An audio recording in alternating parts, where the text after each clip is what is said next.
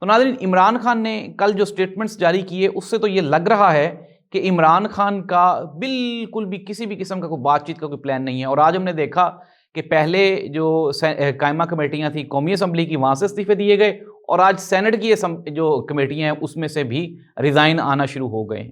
اب آہستہ آہستہ یہ بات پنجاب میں آئے گی، پنجاب کے بعد، اور یہ کہا جا رہا ہے، خبر ہے، میرے سورسز نے مجھے بتایا ہے کہ پاکستان تحریک انصاف بہت جلد اسمبلیوں سے باہر، اپنی اسمبلی تو انہوں نے لگا لی ہے، اب اسمبلیوں سے باہر نکل کے تو وہ ایک احتجاج کی فضا کو قائم کرنے کی کوشش کر رہے ہیں، اور ایز سون ایز پاسبل جب عمران خان کا آرڈر آ گیا تو یہ لوگ آپ کو سڑکوں پہ دکھائی دیں گے۔ ناظرین، پوری دنیا میں تبدیلیاں اچانک آتی ہیں، ہمارے سامنے مثالیں ہیں بنگلہ دیش کی، سری لنکا کی، انڈونیشیا کی، ابھی نیپال کی،